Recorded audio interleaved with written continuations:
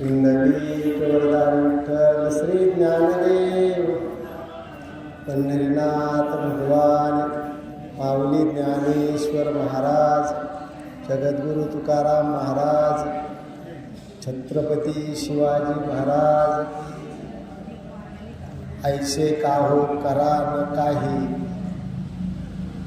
पुढे नाही नासजा विश्वंभरा शरणागत भूत जात वंदने श्रुतीचे नेगा का फळ सारमूळ जाणणे तुका म्हणे पुढे नाही वाट काही यावरुनी विश्वंभरा शरणागत भूत जात वंदने महायोग पीठे तटे भीमरथ्या वरम पुंडरीकाय दातु महेंद्रे समागत्य तीर्थस्य मानंदकन्यं परब्रह्मलिंगं भजे पांडुरंगं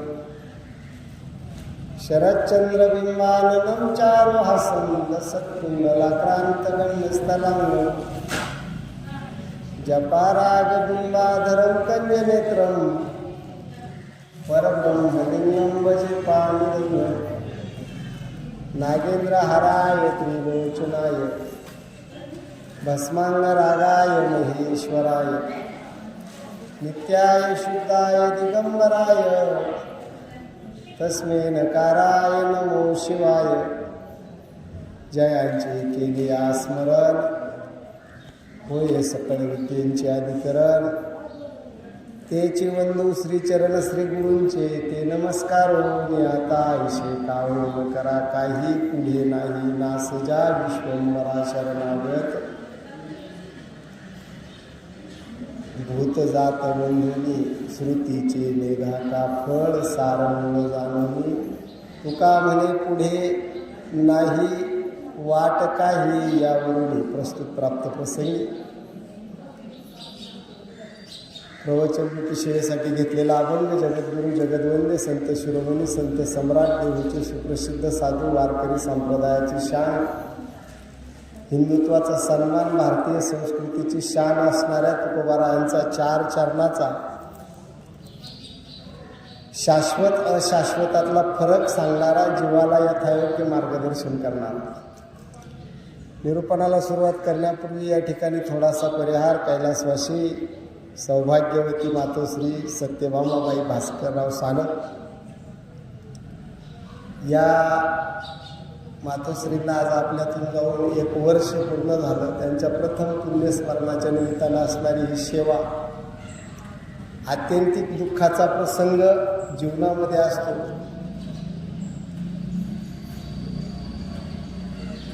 संसार आणि परमार्थाकडे ज्या दोन्ही बाजूमध्ये ज्या शक्तीचं महात्म्य असतं ती शक्ती दोन्ही ठिकाणी गैरहजर असणे हे दुःखदायक आहे.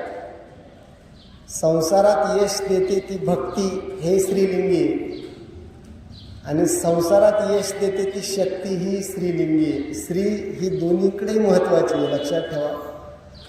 परमार्थातही स्त्री ही भक्ती म्हणून काम करते आणि संसारातही स्त्री शक्ती म्हणून काम करते. त्यामुळं स्त्रीचं संसारातलं जाणं हे अत्यंतिक दुःखाचं आहे सानप परिवाराला. त्यासाठी मोठं दुःख आहे. पाठीमागे असणारे त्यांचा परिवार, त्यांचे पती भास्करराव, त्याचप्रमाणे त्यांची मुलगी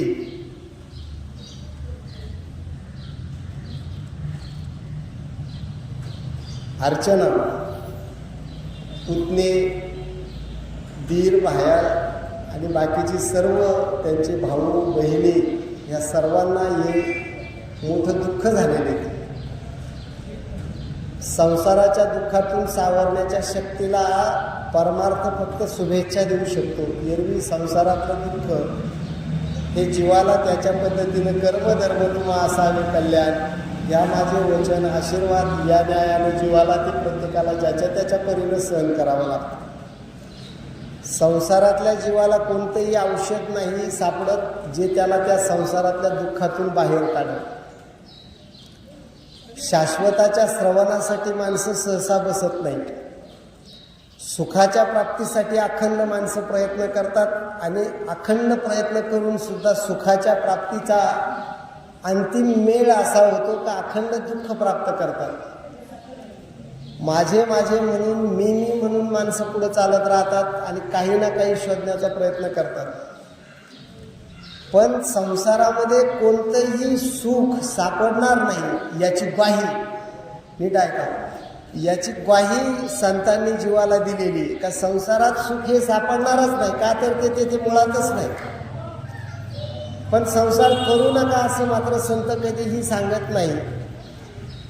संसार करा असं सांगतात. पण ते करताना मात्र संसाराच्या बाबतीमध्ये थोडं इकडे लक्ष द्या. तुम्ही थोडे माणसं आहेत आणि तेही थोडेसे लांब लांब आजूबाजूला बसले, तर त्यातले त्यात तुमच्या आपसामध्ये चर्चा चाललेली आहे.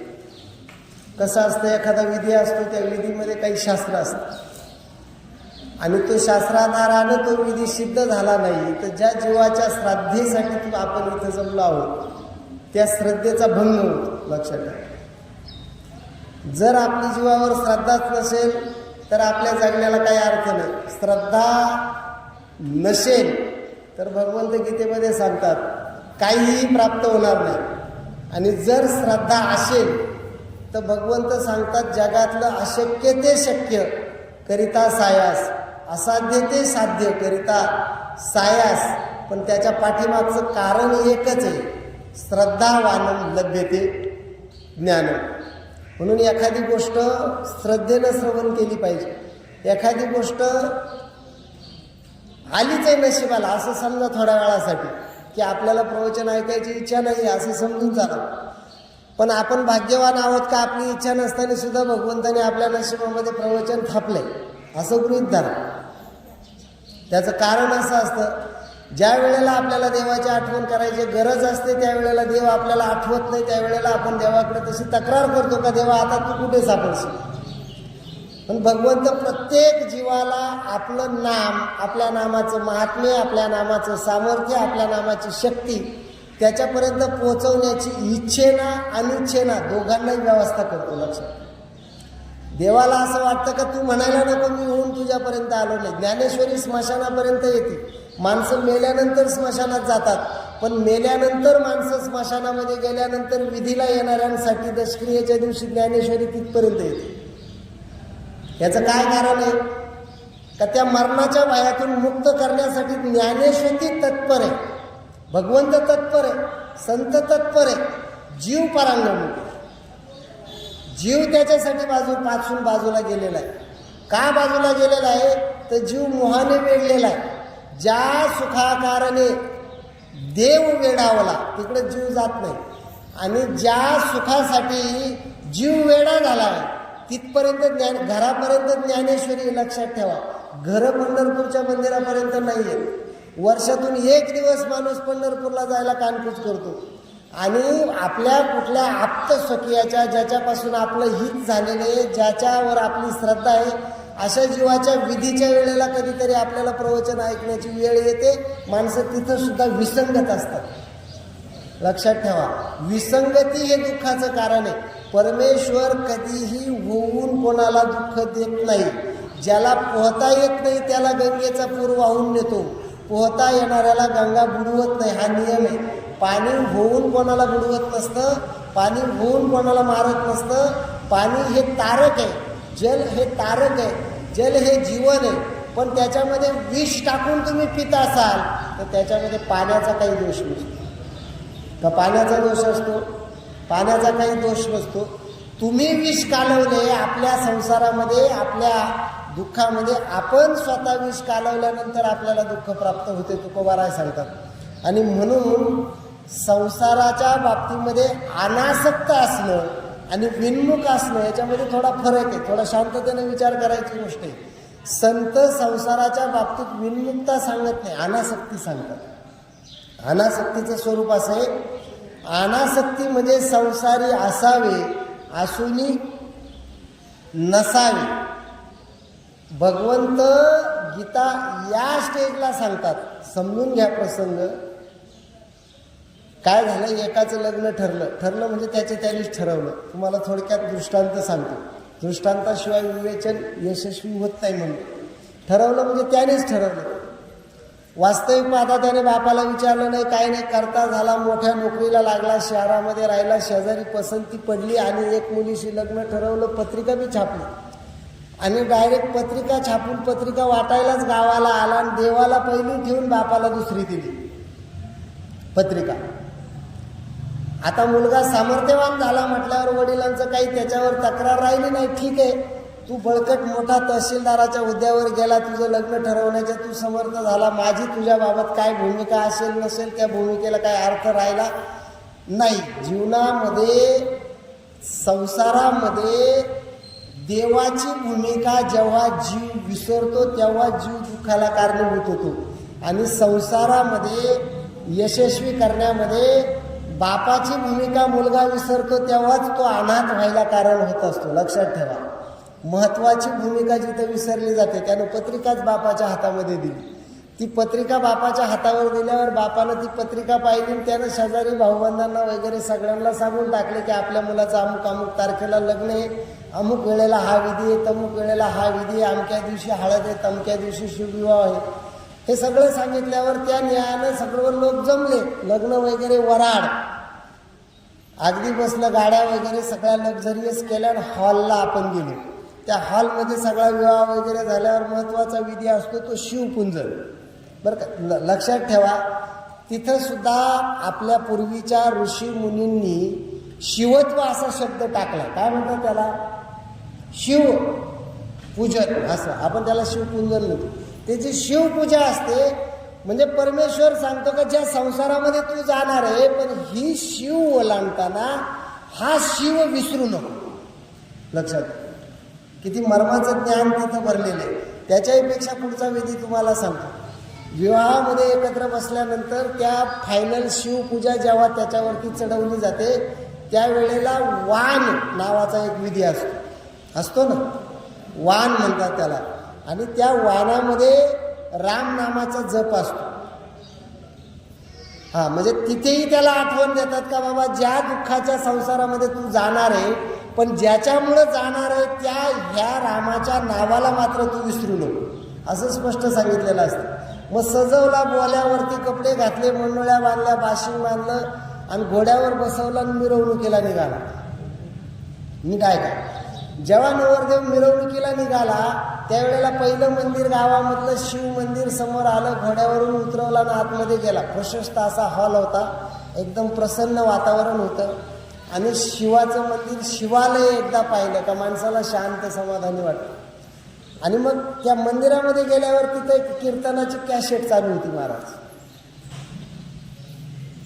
ह्या नवरदेवानं त्या कॅसेटकडे जायला नव्हतं पाहिजे पण सहज त्याचं लक्ष गेलं आणि त्याचं लक्ष गेल्यावरती त्या कॅसेटकडे लक्ष गेलं आणि त्या कॅसेटमधलं महत्त्वाचं वाक्य त्याने ऐकलं. संसार दुःख मूळ चोहीकडे इंगळ, विश्रांती नाही कोठे रात्रंदिवस तळमळ, काम क्रोध लोभ शून्य पाठी लागणे ओढाळ, कवना मी शरण जाऊ दृष्टी देईल, धर्म जागो सदैवांचा. हे ऐकल्यावरती त्याच्या डोक्यामध्ये थोडासा उजेड पडला. महाराज पुढे कॅसेटमध्ये सांगत होते, संसाराच्या अंगी अवघीच व्यसनी किंवा दुःख बांधवडी आहे हा संसार, सुखाचा विचार नाही कोठे. हे सगळं ऐकलं आणि त्याच्या मनावर एकदम परिणाम झाला. एकदम त्याला असं वाटलं आपलं सगळं चुकलं आणि त्यानं ते बाशिंग बिशिंग मंडोळ्या वगैरे सगळं तोडून फेकलं आणि देवापुढे हात जोडून बसला आणि म्हटलं आता आपल्याला संन्यासी व्हायचं.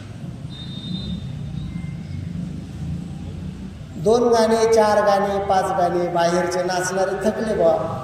त्यांना वाटलं काही पूजा करत असेल भगवान शंकराला, काही नवस असेल आणखीच मिळू दे म्हणून. आणि असं करता करता अर्धा तास झाल्यावरती मग मित्र परिवारानं आतमध्ये डोकवलं. हा तर ते सगळा साज उतरवून देवापुढं बसला. ह्याच्या डोक्यामध्ये एकच, आता काय व्हायचं? संन्यासी व्हायचं. ते मित्र बाहेरून आले, त्यांनी सांगितलं अरे बाबा काय भानगड आहे, हे का उतरवलं? तुझी मिरवणूक आहे, आम्ही नाचून राहिलो. आणि मग त्यांनी त्या हलवल्यावर त्याने सांगितलं मला आता कळले का संसार दुःख मूळ होतो इकडे इंगळ, दुःख बांधवडी आहे हा संसार, सुखाचा विचार नाही, आपली आपण करा सोडवण, संसार बंधन तोडावेली. असं जेव्हा कळल्यावरती ते जोडीदारांना मोठा प्रश्न पडला. आता काय करायचं? खूप प्रयत्न केला, 4 शहाणे माणसं बोलावले, त्यांनी बी खूप प्रयत्न केला.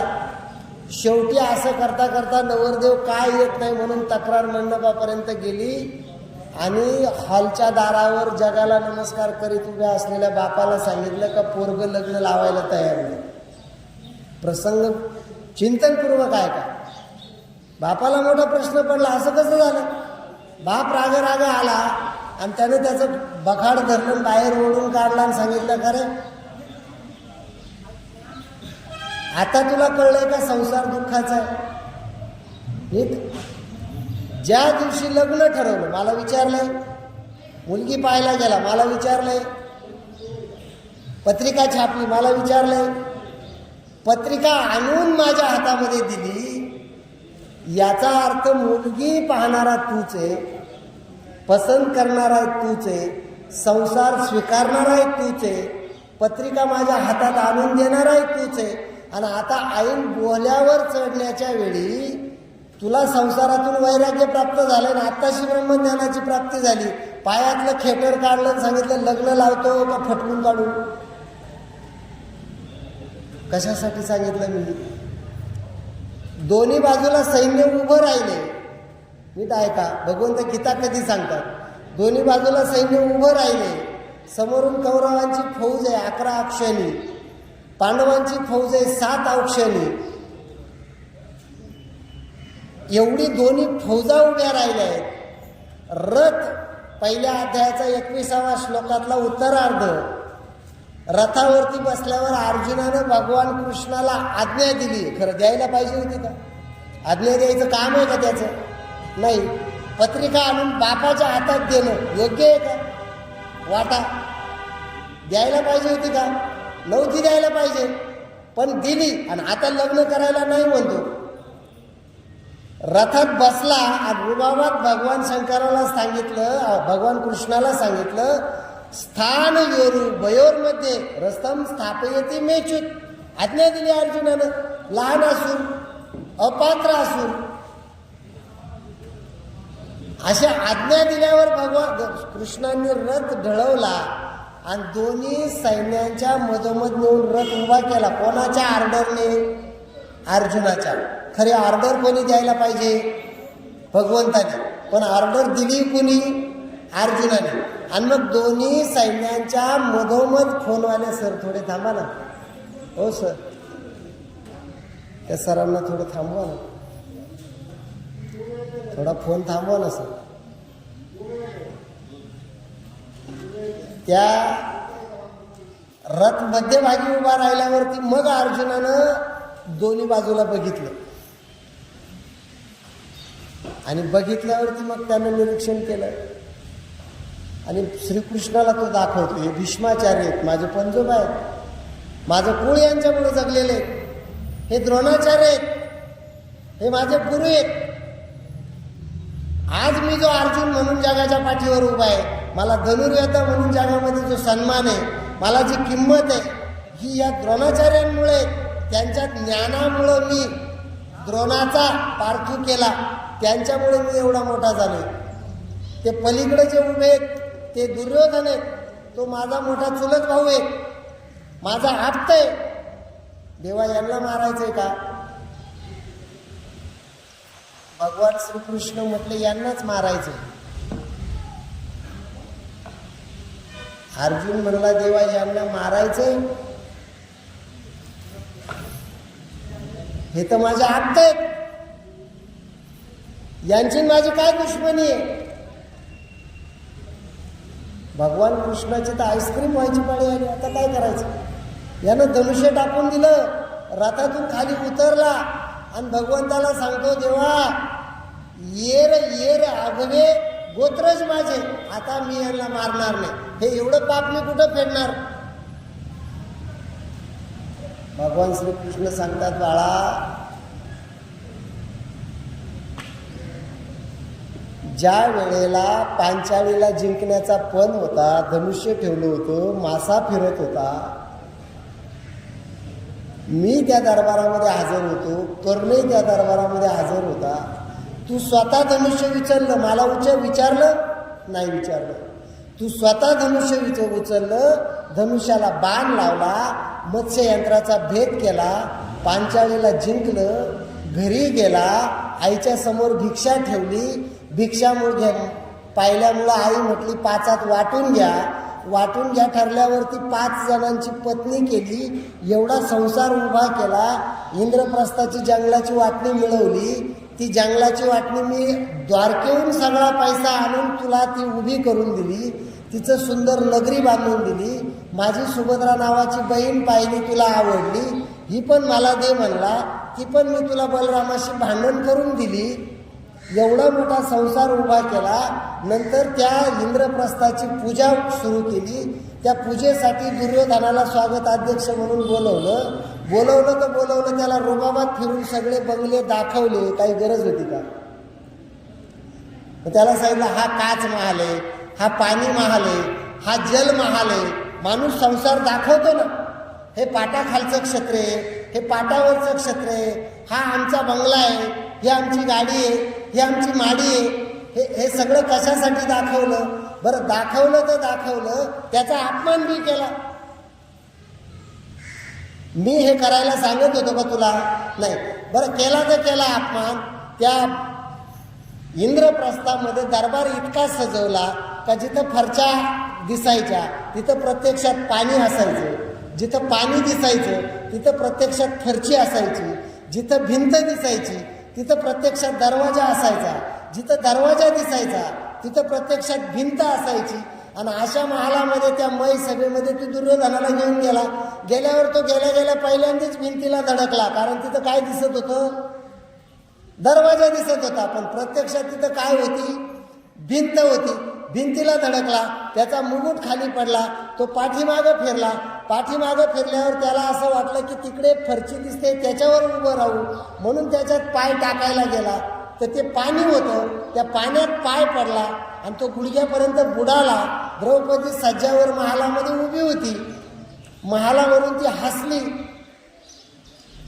हसली तर हसली. गप्प मारायला पाहिजे का नाही?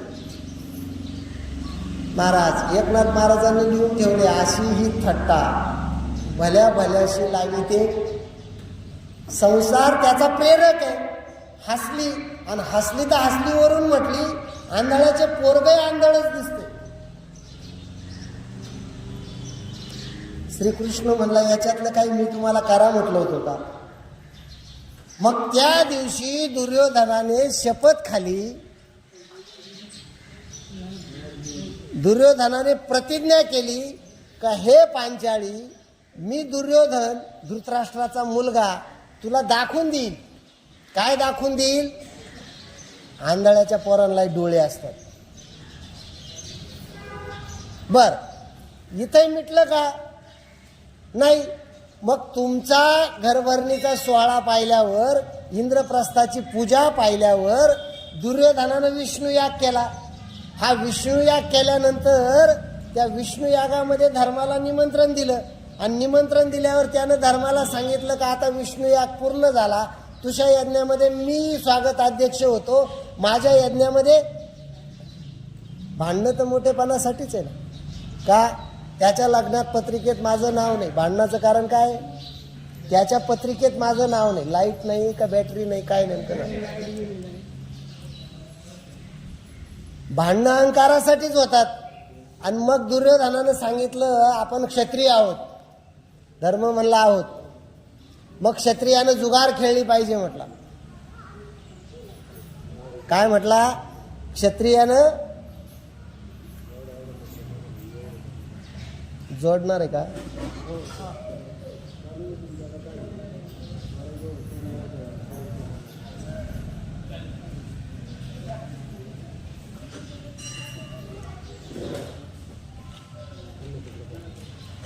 क्षत्रियानं जुगार खेळली पाहिजे म्हटला. धर्म म्हटला खेळणार.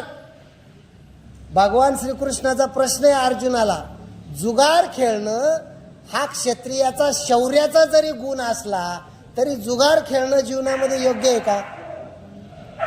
जुगार खेळणं जीवनामध्ये योग्य आहे का? धर्माला हे कळत नव्हतं का? पण धर्म दुर्योधनाबरोबर जुगार खेळायला बसला. बसला तर बसला, इतका भान विसरला, इतका भान विसरला. किती भान विसरला? बायको पणावर लावली, राज्य पणावर लावलं, धन पणावर लावलं, प्रजा पणावर लावली, बंधू पणावर लावले आणि सरते शेवटी स्वतःची बायकोही पणावर लावली. नीट ऐका. आणि बायको पणावर लावल्यावर बायको हरला. दरबारामध्ये सगळं सैरभैर वातावरण पसरलं आणि असं झाल्यावरती तुम्हाला 12 वर्षाचा वनवास आणि 1 वर्षाचा अज्ञातवास अशी शिक्षा झाली. मी का सांगतोय व्यवस्थित ऐका. शिक्षा झाली आणि ही शिक्षा झाल्यावरती ज्या वेळेला अर्जुना तू त्या धर्मसभेतून हस्तिनापूरच्या विष्णू यागातून दुर्योधनासमोरून राग राग बाहेर पडला, तेव्हा हातामध्ये वाळूचे खडे घेत होता. काय घेत होता? हातामध्ये वाळूचे खडे घेत होता आणि ते खडे बुचकुल भरून असा वरती फेकत होता. लोक विचारतात, खडे फेकत चालला, वेडा झाला का तू? दगड मारायला लागला, काय भानगडे, खडे का फेकतो? आणि मग अर्जुनानं सांगितलं, हे खडे जे मी फेकतोय ना, हे खडे म्हणजे माझी प्रतिज्ञा आहे. का? ज्यांनी मला 12 वर्षाचा वनवासाला पाठवलं ते, ज्यांनी माझी पत्नी पांचाळीचा भर दरबारामध्ये अपमान केला ते, ज्यांनी माझ्या आईच्या डोळ्यासमोर आम्हाला इथं विटंबित केलं ते कौरव, त्यांची मुंडकी मी आकाशामध्ये ह्या वाळूच्या खड्यांसारखी जेव्हा बाणानं उडवीन तेव्हा बापाचं नाव सांगेन. ही प्रतिज्ञा घेताना भगवान कृष्ण अर्जुनाला विचारतात, तुम्हाला विचारलं होतं का?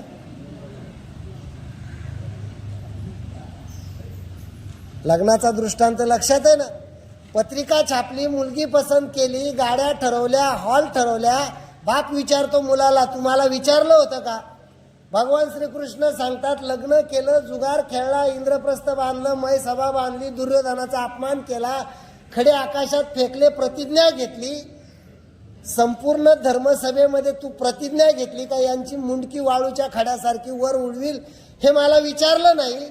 आताही रुबाबामध्ये मला रथ हाकायला ड्रायव्हर म्हणून ठेवलं, रथ सैन्याच्या मध्यभागी आणायला लावला आणि आता सैन्य टाकून धनुष्य टाकून दिलं. आता धनुष्य टाकून दिलं आणि मग मला सांगतो का हे माझे नातेवाईक आहे, यांना मी कसं काय मारू आणि हे पाप मी कसं काय करू? तेव्हा काय झोपला होता का? संसारात माणूस पश्चाताप करतो महाराज. संत तेच सांगतात, संसारामध्ये पश्चाताप करतो, संसारामध्ये आपण चुकतो आणि हे जे चुकलेलं आहे, हे चुकलेलं साम्य करायचं असेल, याला सरळ करायचं असेल तर त्याच्यासाठी संतांकडे जावं लागतं. लक्षात ठेवा, त्याच्याकडे कोणाला जावं लागतं? संतांकडे. तुकोबाराय सांगतात, आयशे काहो न करा काही. नीट ऐका. गाथेमध्ये आयशे पाठाचा अर्थ दोन्ही अर्थाने घेतला तर बरोबर येतो. आयशे काहो करा काही म्हटलं तरी काही बिघडत नाही. आणि आयशे का हो न करा काही असं म्हटलं तरी काही बिघडत नाही. तुकोबारायांची रचना आहे ती. वाक्य नकारार्थी केलं तरी अर्थ बदलत नाही आणि वाक्य होकारार्थी केलं तरी अर्थ बदलत नाही. इतकं सामर्थ्य त्या रचनेमध्ये. आयशे का हो न करा काही. अर्जुनाला भगवंत सांगतात, बाळा असं काहीतरी कर किंवा असं काहीतरी का करत नाही समजून घ्या. ज्ञानेश्वरीमधली एक ओवीचा अर्धा भाग तुम्हाला अर्ध चरण फक्त सांगतो. अर्थ बदलत नाही, शब्द अर्थाची वाट पाहिजे असा एक ज्ञानेश्वरीच्या एका ओवीचा अर्धा चरण आहे. आणि शब्द अर्थाची वाट न पाहिजे दोन्ही म्हटलं तर काही बिघडत नाही. शब्द अर्थाची वाट पाहिजे. जगाच्या कल्याणाला संतांना इतकी तळमळ लागलेली असते का त्यांच्या मनातला अर्थ अभिप्रेत करण्याची शब्द वाट पाहतो असा एक सरळ अर्थ. आणि जगाच्या कल्याणाची संतांना इतकी कळकळ असते का त्यांच्या शब्दाची अर्थ वाट पाहत नाही. अर्थ शब्द प्रगट व्हायच्या आधी प्रगट होतो. शब्द अर्थाची वाट न पाहिजे. आणि शब्द अर्थाची वाट पाहिल. तसं तुकोबारायांचं आयशे काही न करा असं जेव्हा म्हणतात आणि आयशे काही करा असं म्हणतात, असं काहीतरी कर का ज्याला पुढे नाश नाही, आणि असं काहीतरी का करत नाही, आयशे काही न करा याचाही अर्थ तोच होतो. असं काहीतरी का करत नाही, पुढे नाही नाश ज्या. लक्षात ठेवा, असं काहीतरी करा ज्याला पुढे नाश नाही. जीवनामध्ये महत्वाचं तिथे संत वाङ्मयाचं संसारामध्ये जीवनामध्ये फार महत्व असतं. आपण असं काही करतो ज्याला पुढे नाश आहे, असं काही करतो ज्याच्यामुळे पुढे भांडणं होणार आहे, असं काहीतरी निर्माण करतो ज्याच्यामुळे पुढे दुःख निर्माण होणार आहे, असं काहीतरी निर्माण करतो ज्याच्या पुढे शल्य निर्माण होणार आहे. शल्य कळतं ना तुम्हाला? शल्य म्हणजे ऐन प्रसंगाला जे टोचतं. महाभारतानं फार रम्य रचना केलेली आहे महाराज. शाश्वत निर्माण करायला पाहिजे होतं. अर्जुनानं भगवंताशी सोयरीक निर्माण केली, आयशे काही न करा. काय केलं? पुढे नाही नाश जा, भगवंताशी सोयरीक केली. त्याच्यामुळं दुःखाच्या वेळी भगवंत पुढे उभा राहिला, आपण पुढारा राहिला आणि भक्त पाठीमागे ठेवला. मागे पुढे उभा राहे सांभाळीत, देव पुढे उभा राहिला. याच्या विरुद्ध कर्णानं असं केलं का ज्याच्यामुळं आयुष्यामध्ये त्याच्या वाट्याला शल्य आलं. काय केलं? नियम मोडून विद्या शिकला, दातृत्वाचा अहंकार बाळगला, आणि सगळ्यात वाईट काय केलं? दुष्टाची संगत धरली. का धरली संगत?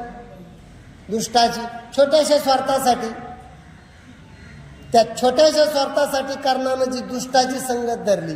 कर्णाला सेनापती पाहिजे पदे ज्या वेळेला द्यायची वेळ आली तेव्हाची दरबाराची स्थिती सांगतो महाभारतातल्या. कर्णाला जेव्हा सेनापती पद द्यायची वेळ आली तर कर्णानं सांगितलं, हे बघ दुर्योधना, पांडवांना नक्की मारणार, पण एक माझी आट आहे, मला श्रीकृष्णा इतका, भगवान श्रीकृष्णा इतका प्रवीण सारथी पाहिजे. असा कोण आहे म्हटले दुसरा? भगवान श्रीकृष्ण तर अर्जुनाचा सारथी आहे, मग इतका प्रवीण सारथी कोण आहे दुसरा? कर्णानं सांगितलं, दुर्योधना, असा एक सारथी जगाच्या पाठीवर आहे जो भगवान श्रीकृष्ण इतका प्रवीण आहे, कुशल आहे, महायोद्धा आहे. कर्ण म्हटलं, आत्ता त्याचं नाव सांगा. दुर्योधनाला नाव कळलं, कर्णानं नाव सांगितलं, त्याचं नाव शल्य. राजा शल्य हा नकुल आणि सहदेवाचा मामा होता, आणि युद्धामध्ये हा नकुल सहदेवाचा मामा म्हणजे माद्रीचा भाऊ दुर्योधनाच्या बाजूने लढत होता. दुर्योधनानं शल्याला बोलून घेतलं, सांगितलं, शल्यराज, म्हणजे बोला, कर्णाचा रथ हाकण्याची जबाबदारी तुमची. तो राजा होता, एका महानगराचा राजा होता, क्षत्रिय कुळातला होता, चक्रवर्ती सम्राटाचा सोयरा होता, म्हणजे महाराज पांडूचा, महाराज धृतराष्ट्राचा, धर्माचा मामा होता. त्यानं तुच्छतेनं कर्णाकडे पाहिला, म्हटलं, याचा या सूतपुत्राचा रथ मी हाकणार. दुर्योधनानं सांगितलं, मामा, ही माझी आज्ञा आहे, तुम्हाला रथ हाकावा लागेल. शल्य आहे का? शल्य म्हणजे टोचणारा. मी चक्रवर्ती सम्राट आहे, या युद्धाचा प्रमुख आहे, माझी आज्ञा तुम्हाला पाळावा लागेल. शल्यानं सांगितलं, ठीक आहे, सम्राटाची आज्ञा पाळली पाहिजे, हा जर रणांगणावरचा नियम असेल तर तुमची आज्ञा पाळतो, पण माझ्या अटी आहेत. काय अटी? त्यानं सांगितलं, रथ हाकील, मी रथ चालवीन, कर्णाचा रथ चालवीन, ह्या सूतपुत्राचा रथ चालवीन, या वंशहीनाचा रथ चालवीन, या वाईटाची संगत करणाऱ्याचा रथ चालवीन, हा द्रौपदीचं वस्त्रहरण करताना पदर ओढा ओढा म्हणणाऱ्या नालायकाचा रथ मी चालवीन. शल्य म्हटला, तुमच्या आज्ञेखातर चालवीन. याचा रथ मी चालवावा या लायकीचा हा नाहीये, तरी पण याचा रथ मी चालवीन. का? तुमची आज्ञा म्हणून, पण माझ्या अटी आहेत. काय अटी आहे? पहिलं म्हणजे मी याला रथावर वाटेल ते बोलत राहील. यानं प्रत्युत्तर द्यायचं नाही. दुसरी गोष्ट, याच्या इच्छेनं रथ चालवणार नाही. मला जसा वाटेल तसा चालवीन. हा जर मला विशिष्ट ठिकाणी काही बोलला तर त्या क्षणाला याचा रथ मी सोडून देईन. म्हणजे रथ माझ्या इच्छेनं चालेल. माझ्या तोंडाला येईल ते मी याला बोलत राहील. यानं काहीही बोलायचं नाही. तर याचा रथ मी चालवीन, नाही तर माझ्या ठिकाणी मी लढतोय योग्य आहे. दुर्योधना, मला आग्रह करू नको. कर्ण म्हणला, दुर्योधना अशी जरी आट असली तरी याच्या आटी मान्य कर, पण रथ चालवायला शल्यच पाहिजे. शल्य कळला ना तुम्हाला? नाही कळला अजून? संसारामध्ये त्या विजयाच्या धुंदीमध्ये, त्या विजयाच्या इच्छेसाठी कर्ण इतका वेडा झाला होता का त्यानं शल्यासारखा माणूस रथ चालवायला घेतला. कोणी शहाणा माणूस घेईल का? आपणही शल्यच विकत घेतलाय ना संसारामध्ये. आपणही वेळोवेळी अपमान करण्याचे प्रसंग निर्माण करून ठेवले. आपण म्हणतो 30 वर्ष कोर्टात केस चालू द्या, पण गवाळी घ्यायचीच. अहो, शल्यच विकत घेतलाय ना. ती गवाळी सांगते मी तुझ्याकडे येईल, पण तुला सुखाचं खाऊ देणार नाही. तो बंगला सांगतो मी तुझ्याकडे येईल, पण तुला एक दिवस बंगल्यात झोपू देणार. 5 मुलं, मोठा बंगला 5 कोटीचा माणूस बांधतो आणि स्वतः एका पडवीमध्ये राहतो. शल्यच विकत घेतलाय ना. कर्ण म्हणला, मला अर्जुनाला मारायचंच आहे, सत्य नष्टच करायचंय, त्याच्यामुळं हा सारथी पाहिजे. आणि शल्य रथावर बसला. कसा रथ चालला असेल? अहो, कर्णाची इच्छा पूर्वेकडे जायची, शल्य पश्चिमेकडे वळायचा. कर्णाची इच्छा समोर जायची, शल्य पाठीमागे वळायचा. बरं, सांगायची सोय नाही, आठ मान्य केलेली आहे. इकडून तिकडून 3 दिवस कर्णाचा रथ रणांगणामध्ये भरकटून तिसऱ्या दिवशी दुपारच्या नंतर अर्जुनाच्या समोर ऐकला. महाराज, शास्त्राच्या बाहेर जाऊन सांगण्याची ना ऐकण्याची गरज नाही.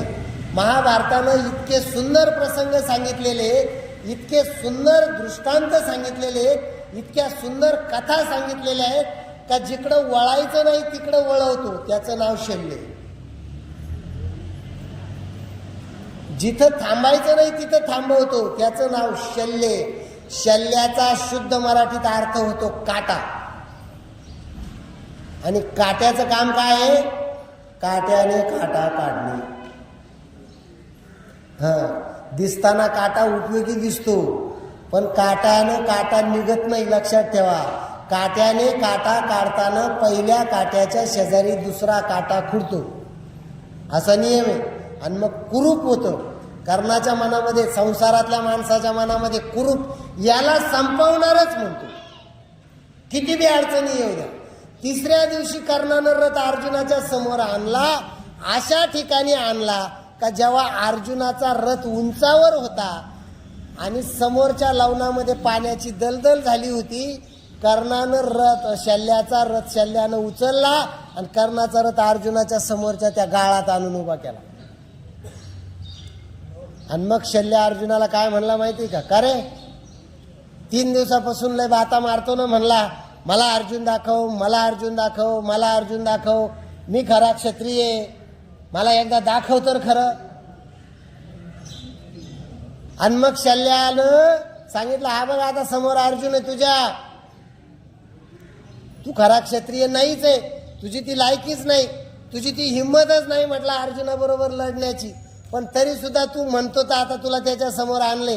तेवढ्यात अर्जुनानं समोरून रथ फिरवला आणि कृष्णानं पाठीमागच्या बाजून नेला. शल्यानं उलट्या बाजूनं रथ घातला आणि समोरच्या गाळात फसवला. एवढे रथाचे चाक कर्णाचे गाळामध्ये फसले. रथ इकडं तिकडं फिराना.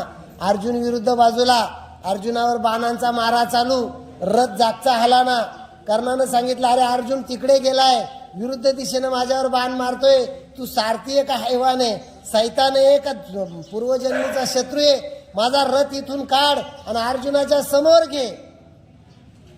शल्यानं काय केलं, हातातले ते रथाचे घोड्यांचे दोर आहे ना ते फेकले आणि त्याला सांगितलं, आट मोडली ना. पहिलं काय ठरलं होतं, तू मला काही सांगायचं, ज्या दिवशी सांगशील त्या दिवशी रथ सोडून दे. शल्यानं रथ सोडून दिला आणि शल्य उतरून गेला. रथ गाळात गुंतलेला.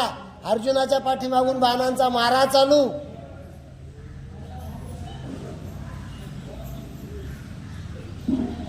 कर्ण रथातून खाली उतरला आणि रथातून खाली उतरल्यावर त्याने धनुष्य बाजूला ठेवलं आणि खांदा लावून ते चाक काढत होता. त्याने समोर अर्जुनाला सांगितलं, अरे मी रथच्युत झालोय, मी शस्त्रच्युत झालोय, शस्त्र बाजूला ठेवलंय, मी निशस्त्र आहे, रथावरून खाली उतरलेलं आहे, माझा सारथी मला सोडून गेलेला आहे. कळतं का? संसारामध्ये दुःखाच्या प्रसंगी सारथी सोडून जातात, त्याला कर्णाचा रथ म्हणतात. संसारामध्ये ऐन युद्धाच्या प्रसंगी ज्ञान कामा येत नाही संसारातलं, त्याला परशुरामाचा शाप म्हणतात. जो कर्णाला दिला होता त्यानं, का तू चोरून विद्या शिकला, ब्राह्मण असून क्षत्रियाचा भास केला, ही विद्या ऐन मरणाच्या प्रसंगी तुला कामा येणार नाही, मोक्षाच्या उपयोगी पडणार नाही. संसारामध्ये ज्याला आपण ज्ञान, मी प्रोफेसर झालो, मी राजकारणी झालो, मी वकील झालो, ही जी विद्या आहे ना, ही विद्या संसारामध्ये शेवटच्या वेळेला मोक्षाच्या कामी येत नाही. कर्णाचा रथ अडकलाय तिथं. एक प्राध्यापक होतं, होडीमध्ये बसलं, फिरायला गेलं आणि त्याने त्या कोळ्याला विचारलं, म्हणला का हो कोळी बाबा? म्हणले काय, तुम्ही कितवी शिकले? म्हणला. तो म्हणला, बाबा शाळेत नावच नाही घातलं बापानं, लहानपणीपासून समुद्रावरचा धंदा आमचा, समुद्रावर जायचं, मासे पकडून आणायचे, बाहेर यायचं, विकायचे, हाच आमचा धंदा. आता म्हातारपणी मासे धरवत नाही मला, म्हणून मग मी काय करतो, पर्यटक किनाऱ्यावर आले का होडीमध्ये भरतो, किलोमीटर 2 किलोमीटरचा फेरा मारून आणतो, 10-20 रुपये मिळतात, पोट भरतात पोटा एकासाठी. आणि तुका म्हणे झाला. तो प्रोफेसर तरुण होता आपल्यासारखा. तो म्हणला, अरे कोळी बाबा, तुझ्या जीवनाचं जिंदगीचं वाटोळं झालं. म्हणला, काय कमवलं जिंदगीमध्ये? जन्मी आला हेला आणि पाणी वाहून वाहून मेला. म्हणला, मरून जाशील, तुझी काय कीर्ती? मी बघ किती शिकलो. म्हटला, मी BA झालो, मी MA झालो, मी MLIB केलं, मी MPhil केलं, नंतर मी PhD केली, एवढा पगार आहे मला, इतकं ज्ञान मी मिळवलं, जीवनाचं माझ्या सार्थक झालं. असं बोलत बोलत नाव 2-3 किलोमीटर समुद्रामध्ये गेली गड्या हो. आणि वादळ सुरू झालं. वादळ सुरू झाल्यावर गरगर लाटा उसळल्या, नाव गरगरा फिरायला लागली. तेव्हा त्या कोळ्यानं विचारलं, प्रोफेसर साहेब, तुम्हाला पोहता येतं का? पोहता. म्हटलं, का बरं? म्हटलं, आता हे नाव बुडणार आहे, वादळ आले, लाटा प्रचंड उसळून राहिल्या, तुम्हाला पोहता येतं का? पोहता. प्रोफेसर साहेब म्हटले, पोहता येत नाही. कोळ्यानं सांगितलं, मग साहेब तुमच्या एवढ्या शिक्षणाचा काय उपयोग नाही. मग प्रोफेसरानं विचारलं, तुला येतं का पोहता? म्हटलं, हो. तेवढ्यात लाट आली आणि नाव पलटी झाली. प्रोफेसर ओरडत होते, कोळी बाबा मला वाचवा वाचवा वाचवा. वाचता आलं नाही. ह्या शिक्षणाचा उपयोग झाला नाही. कोणतं शिक्षण पाहिजे? तरण्याचं पाहिजे, मरण्याचं नको. तुकोबाराय सांगतात, ऐसे का हो न करा काही, पुढे नाही नास जा. जे भवसागरातून तुम्हाला तरुण नेईल ना, असं काहीतरी शिका, असं काहीतरी प्राप्त करा, ज्याच्यानं आयुष्याचा नाश होणार नाही, असं काहीतरी प्राप्त करा. अर्जुनाचा सुसू करत बाण आला आणि कर्णाच्या कंठामध्ये शिरला. अडकलेला रथ, सोडून गेलेला सारथी आणि कर्ण मृत्यू पावला. भगवान कृष्णाने सांगितलं, कर्णा, याच प्रकारच्या मृत्यूच्या तू लायकीचा आहे का? तुझी संगत चुकली, तुझं ज्ञान चुकलंय, तुला असं काही करता आलं नाही का ज्याच्यामुळे तू पुढे वाचशील. मग कर्ण विचारतो देवाला, अर्जुना, श्रीकृष्ण, असं म्हणजे काय करू का ज्याच्यामुळे मी आयुष्यामध्ये वाचत? माणसं आजही त्याला विनमुख आहे. रोजचं काम करा तुम्ही, पण घरामध्ये महाराष्ट्रीयन माणूस, मराठी बोलणारा माणूस, फार कळकळीची गोष्ट आहे. कांगणे सर, गावोगावी फिरतो आम्ही, शाळांमध्ये मी फिरलोय. लहान मुलांपासून 5वी पासून 12वी पर्यंतची मुलं पाहतो. एकही मराठी माणसाच्या घरामध्ये ज्ञानेश्वरी नियमानं सोडली जात नाही, म्हणजे नसतेच. 70% महाराष्ट्रीयन माणसाच्या घरात ज्ञानेश्वरी नसतेच, आणि असली तरी त्या ज्ञानेश्वरीच्या गाठी वर्षानुवर्ष कापले सोडलेले नाहीत महाराज. आणि मग माणसं अस्वस्थ होतात. शेवटच्या स्टेजला जेव्हा दुःखी होतात त्यावेळेला येऊन विचारतात, महाराज सुखाचा काहीतरी मार्ग सांगा. मुलं ऐकत नाही. काय ऐकत नाही मुलं? रोजचा रोज प्रसंग तुम्ही पाहतात. रोजच्या रोज तुम्ही कितीतरी प्रसंग तुम्ही पाहिलेले. एका अमेरिकेला पाठवलेला, जमीन विकून पाठवलेला मुलगा तिकडून तुमच्या विधीला यायला वेळ नाही असा निरोप पाठवतो, आणि तरी आपण मुलगा अमेरिकेलाच पाठवतो. विकासाचे विन्मुख हे विधान नाही आहे, लक्षात ठेवा. संस्काराच्या विन्मुख हे विधान आहे. कशाच्या विन्मुख आहे? पोरग तयार करा ना तुम्ही महायोद्धा. नको कोण म्हणतं? शूर तयार करा, वीर तयार करा, विद्वान तयार करा, शास्त्रज्ञ तयार करा. पण ह्या वात्सल्याच्या, ह्या प्रेमाच्या, या आज्ञेच्या, या मायेच्या मराठी संस्कारातून मात्र त्याला वजा करू नये. सगळ्यात महत्वाचं ते आपल्या दुःखाचं मूळ तिथे नडलेले लोक रुबाबात सांगतात 60,000 रुपये ट्युशन फी आहे आणि पोरगा सिनियर केजीला जातोय. 6 लाख रुपये ट्युशन फी आहे आणि पोरगा माझा इंग्रजी 7वीत आहे, इंग्लिश मिडियमच्या शाळेत आहे, अमक्या शाळेत आहे, इथं मेडिकलला पाठवलाय, 1 कोटी रुपये खर्च केलाय आणि कॅनडाला पाठवलाय. आणि मरण्याच्या वेळेला ज्या वेळेला तो ओट्यावर एकटा बसतो आणि वाट पाहतो आकाशातून येणाऱ्या विमानाची. आत्ताच पोरगी येईल, मगच पोरगी येईल, येतं का नाही? We are going from wrong way. महाराज, आईशे न करा काही, पुढे नाही नास जा. आपण जे नाशिवंत ते करून ठेवले. तुम्हाला एकच मार्मिक दृष्टांत सांगतो मी. 60 वर्ष वय होतं महाराज शंतनूचं, 60 वर्ष. आणि दरबारामध्ये महाराज शंतनू बसले. दरबारामध्ये निराश, चेहऱ्यावरती सुरकुत्या आलेल्या आणि काहीतरी हरवल्यासारखा बाप बसल्या. 24 वर्षाचा पोरगा समोरून आला, दरबारामध्ये मुजरा केला, उभा राहिला आणि त्याने बापाच्या कपाळाकडे पाहिलं. देवव्रत त्या मुलाचं नाव. काय नाव त्याचं? देवव्रत. आपल्या मुलाचं नाव देवव्रत नाहीच आहे ना. देवाचं व्रत करणारा नाहीच आहे तो, धर्माचं व्रत करणारा नाहीच आहे तो. आपला मुलगा म्हणजे निवड शल्य, ऐनवेळी रथ सोडून जाणारा, गाळात गुतल्यावर आज्ञा न मानणारा. अटच आहे त्याची. शल्याची जशी कर्णाला आठ होती ना, तू ज्या दिवशी काही सांगशील त्या दिवशी तुझ्या रथाचे दावे फेकून देईल. लग्न झाल्याबरोबर 2 वर्षात बाप मुलाला सांगतो, अरे तुझ्या बायकोला थोडं तरी समजून सांग. त्या दिवशी मुलगा रथाचे दावे फेकून देतो, वेगळा निघतो. शल्य. वेगळं काय असतं याच्यामध्ये? त्या देवव्रतानं बापाच्या कपाळाकडे पाहिलं आणि त्या कपाळाकडे पाहिल्यावरती देवव्रतानं महाराज शंतनूला विचारले, म्हणले, बाबा तुम्हाला काही चिंता आहे? शंतनू महाराज म्हटले, नाही. कोणताही बाप मुलाला दुःखी करण्यासाठी जन्माला येत नसतो, लक्षात ठेवा. कोणताही बाप करी जोडी लेकराची गोडी, आपली कुरवंडी जीव त्यागी. तुकोबारायांचं प्रमाण आहे.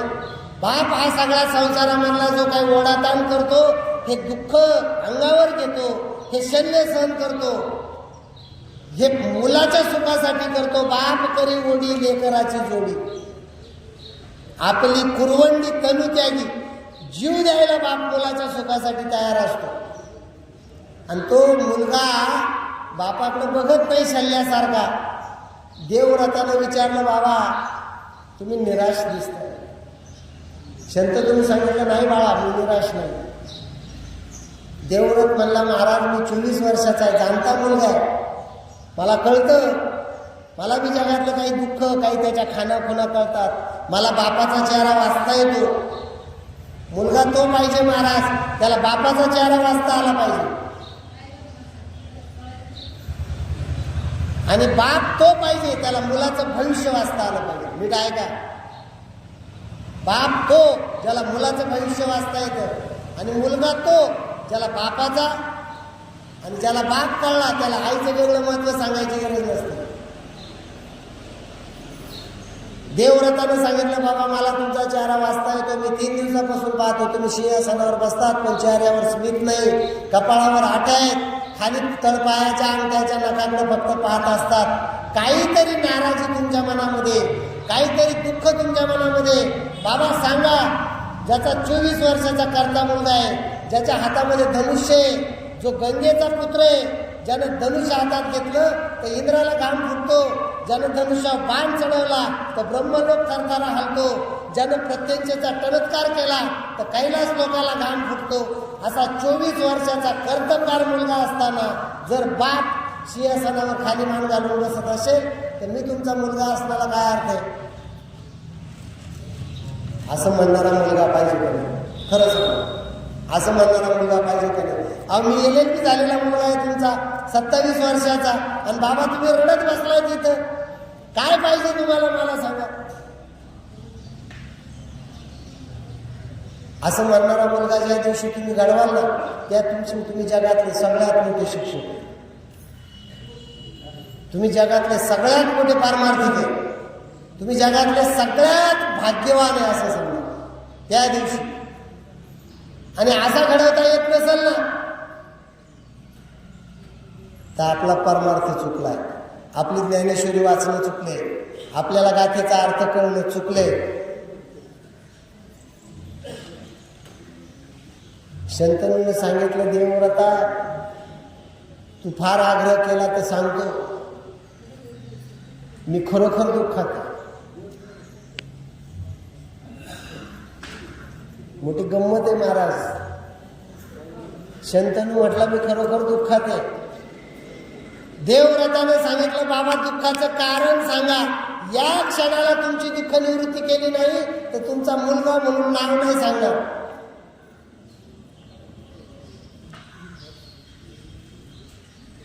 त्या दुःखाचं कारण सांगा. महाभारत खरोखर नमोस्तुते व्यास विशाल होते. काय रचना केली महाराज व्यासांनी एका एका प्रसंगाची. त्या शंतनूने सांगितलं, त्या दुःखाचं कारण तूच आहे.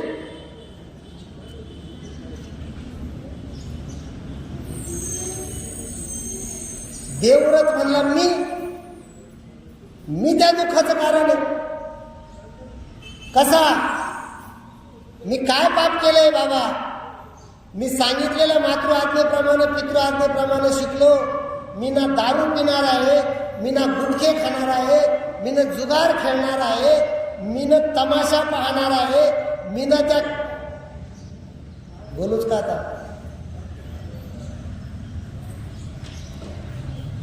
तो 3 लाखाचा ऑर्केस्ट्रा लावून त्याच्या पुढे नाचणाऱ्यातला मी नाहीये.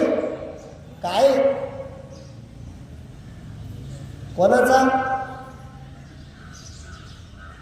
हो, गणपतीला सुद्धा लावणीचा ऑर्केस्ट्रा कुठं चालले ते? हो, एक ठिकाणी मी पाहिलं महाराज, पारायणाच्या मिरवणुकीला डीजे लावला. कशाला? ज्ञानेश्वरी पारायणाच्या मिरवणुकीला डीजे, आणि त्याला बी गाणे गौतमी पाटीलचे. आणि लोक सुखाची अपेक्षा करतात तो परमार्थामध्ये. देवव्रताने सांगितलं, मी याच्यातला काहीच नाही, आणि तुम्ही म्हणतात का तू दुःखाचं कारण आहे. शंतनूने सांगितलं, बाळा तुझी आई मला सोडून गेली 24 वर्ष झाली गंगा. तू मोठा होईपर्यंत मी विना पत्नी राहिलो. पण मी परवाच्या दिवशी जंगलामध्ये शिकारीला फिरायला गेलो. एक कोळ्याची मुलगी आहे, सत्यवती तिचं नाव आहे. तिला पाहिल्यावर मला असं वाटलं का मला लग्न करा.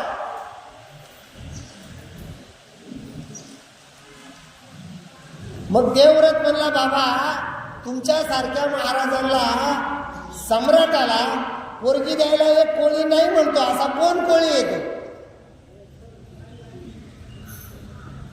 शंतनूने सांगितलं, बाळा पोरगी द्यायला नाही म्हणत नाही, मला पोरगी द्यायला तो नाही म्हणत नाही, तुझी अडचण आहे. म्हटला का? त्या मुलीचा बाप जो कोळी आहे तो हुशार आहे म्हणला. त्याने सांगितलं, तुला देवव्रतासारखा एवढा पराक्रमी मुलगा आहे, आता म्हातारपणी माझ्या मुलीशी लग्न करतील, तिला मुलं बाळ होतील, आणि ते काय त्या देवव्रताचे हातपाय दाबतील का? गुलाम होतील का? काय फायदा आहे तुला पोरगी देऊन? त्याच्यामुळे तो मला मुलगी देत नाही. ऐका, 70 वर्षाच्या वयामध्ये बापाच्या लग्नासाठी स्वतःच्या सौख्यावर अंगार ठेवणाऱ्या देवव्रताची कहाणी. असा मुलगा पाहिजे. त्याने सांगितलं, बाबा तुमचं लग्न होणार. कोणाचं व्हायला पाहिजे खरं? लग्न कोणाचं व्हायला पाहिजे खरं? देवव्रताचं व्हायला पाहिजे ना, का 70 वर्षाच्या बापाचं व्हायला पाहिजे? कोणाचं व्हायला पाहिजे? देवव्रताचं व्हायला पाहिजे. पण शंतनू सांगतो की मला त्या मुलीशी लग्न करावं वाटलंय, आणि तू राज्याला मालक असल्यामुळं, राज्याचा वारस असल्यामुळं तो मला मुलगी देत नाही. देवव्रताने सांगितलं, बाबा तुमचं लग्न होणार, बसा रथात. सोन्याचा मुकुट चढवला, बाप सजवला. महाराज आज 20 वर्षाचं पोरगं बापाची आवाज करतं, वाटेल तसं वागतं. आणि त्या कोळ्याच्या झोपडी पुढे देवव्रतानं रथ नेऊन उभा केला, आणि त्या कोळ्याला सांगितलं, तुझी मुलगी नाही ही सत्यवती 18 वर्षाची, ही माझ्या बापाला द्यायची. तो कोळी म्हणला, येडाय का तू? अरे तुझ्या बापाला देऊन तिला मुलं बाळ होतील, ते काय मासे पकडीत हिंडतील का? राजा तू होणार, तू पहिला मुलगा आहे तुझ्या बापाचा, तू काय माझ्या मुलीच्या मुलांना राज्य देणार? त्याने सांगितलं, एवढीच अडचण आहे ना, एवढीच अडचण आहे ना. रथातून उतरलं ते देवव्रत, चालत चालत गंगेमध्ये गेलं, गंगेचं पाणी हातामध्ये घेतलं, आणि त्याने प्रतिज्ञा केली. त्या ठिकाणी काय प्रतिज्ञा केली? हा गंगा पुत्र देवव्रत पंचमहाभूतांना साक्षी घेऊन प्रतिज्ञा करतो,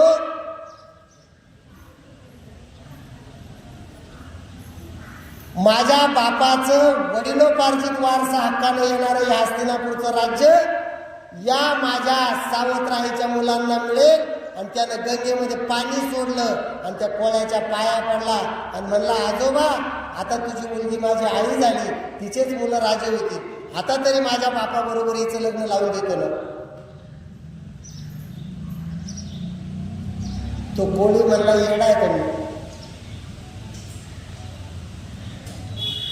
असं कसं लावून देईन? आता तो देवव्रत म्हणला, आता काय राहिलं?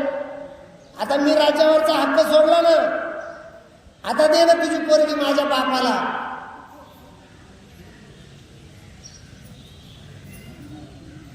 त्या कोळ्याने सांगितलं, येड्या मी बी काही पवार साहेबांच्या बैठकीत राजकारण शिकेले, अशा अर्ध्या आठीमध्ये नाही चालणार, पूर्ण पाहिजे. अरे म्हणलं पूर्ण दिलं ना आता महाराज. त्याने सांगितलं, पूर्ण कसं काय? तू लग्न करशील उद्या, तू लग्न केल्यावर तुला पोरं होतील, आणि सिंहाचे पिल्ल काय उंदरं राहतील का? तू एवढा पराक्रमी आहे, तू धनुष्य हातात घेतलं तर त्रैलोक्याचा थरकाप होतो, मग तुला होणारे मुलं हलके सालके राहतील का? तू नाही राज्य घेणार, पण त्या मुलांचं काय? ते मुलं माझ्या मुलीच्या मुलांकडून राज्य हिसकून घेतील ना. देवव्रत म्हणला, हा हे बी होऊ शकतो, ठीक आहे. परत एकदा तिथून उठला तो देवव्रत, गंगेमध्ये गेला, त्याने गंगा जल हातामध्ये घेतलं, आणि त्याने प्रतिज्ञा केली, हा गंगापुत्र बी देवव्रत पंचमहाभूतांना साक्षी घेऊन परत एकदा प्रतिज्ञा करतो, का आयुष्यभर आजन्म ब्रह्मचारी राहील. ते कोळी उठून पुन्हा तिथं गेलं आणि त्यानं सांगितलं ब्रह्मचारी राहशील तर माझ्या पोरीच्या पोरांचं राज्य कोण सांभाळेल, तुझा बाप म्हातारा आहे. महाराज किती अडचणी आहे, कोण राज्य सांभाळेल म्हटला. तू हिमालयात जाशील ब्रह्मचारी राहिल्यावर, तू माझ्या मुलीचा संसार सांभाळायला इथंच राहायचं पण ब्रह्मचारी राहायचं.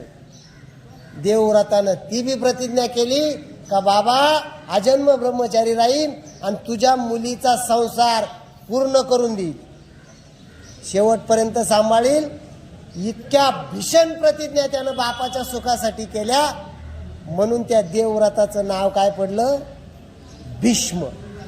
काय पडलं, भीष्म असं नाव पडलं. आणि त्यानं शेवटपर्यंत बापाच्या पोटी येणारा मुलगा असा पाहिजे, संस्कार असा पाहिजे. वृथा कथा आणि वृथा प्रवचन याला काही अर्थ नाही. भगवंत सांगतात अर्जुना असं काहीतरी निर्माण कर जगाच्या पाठीवर, विश्वंभरा शरणागत, देवाला शरण जा आणि देवाला शरण गेला तर तुला परमेश्वर निश्चित प्राप्त होईल. आणि जर परमेश्वराच्या प्राप्तीचं लक्षण सांगतो तुम्हाला, आज्ञाधारक मुलं, विद्वान पण आज्ञाधारक मुलं, आज्ञाधारक सुना, पण त्याच्यासाठी स्वतः मात्र त्या पात्रतेचं असलं पाहिजे. विश्वंभरा शरणागत भूत जात वंदोनी. आणि तुकोबाराय सांगतात हा सोडून दुसरा पर्याय नाही. तुम्ही वेदात जा, श्रुतीचे काने घा, फळ सार मूळ जाणोनी. पर्याय एकच, संस्कार आणि भगवंतालाची शरणागती. ही सोडून तुका म्हणे पुढे काही वाट नाही यावरून. ही सोडून दुसरी वाटच नाही, एकमेव वाट आहे आणि ती म्हणजे संस्काराची वाट आहे. म्हणून संत आपल्याला अखंड सांगतात ज्ञानेश्वरीचं पठन करा, ज्ञानेश्वरीचं स्मरण करा, गाथेचं पारायण करा, मुलांवर संस्कार करा आणि संसारामध्ये आळशे का न करा काही, पुढे नाही नास जा. विश्वंभरा शरणागत भूत जात वंदोनी. बोलताना काही चुकीचे गेला असेल तर माझ्या वाणीचा दोष, बरोबर असेल ती संत सद्गुरूची कृपा. झालेली ही सेवा परमेश्वराच्या चरणी अर्पण करून सेवेला पूर्णविराम देऊ. पुंडलिक वरदान श्री ज्ञानदेव पंढरीनाथ भगवान. उठाला उठाला उठाला